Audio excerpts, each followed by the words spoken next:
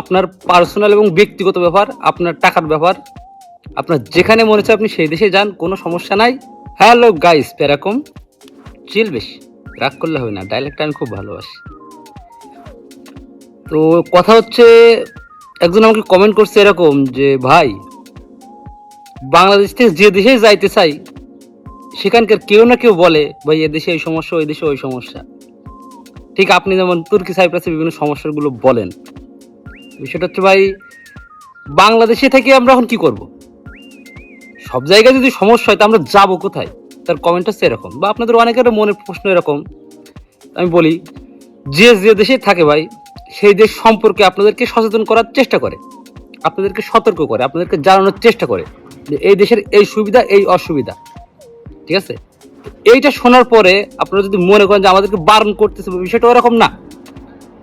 আপনাদেরকে কেউ কোনো দেশে যাইতে বারণ করবে না, জাস্ট তারা আপনাদেরকে সতর্ক করবে যে এখানে এই সমস্যা, ওখানে ওই সমস্যা।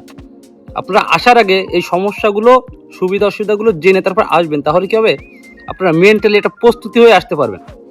সেসব সমস্যাগুলো যখন চোখের সামনে দেখবেন, সেগুলো নতুন মনে হবে না, আপনি তো আগের থেকে জানেন।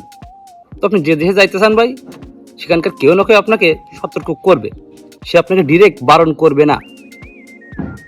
তো লাস্ট কথা একটাই, কেউ আপনাকে ডিরেক্ট বারণ করে না। এটা সম্পূর্ণ আপনার পার্সোনাল এবং ব্যক্তিগত ব্যাপার, আপনার টাকার ব্যাপার। আপনার যেখানে মনে হচ্ছে আপনি সেই দেশে যান, কোনো সমস্যা নাই। কিন্তু যাওয়ার আগে মেন্টালি প্রস্তুতি নিয়ে যান, সুবিধা অসুবিধাগুলো জানার পরে। সবকিছু মিলায় ধন্যবাদ।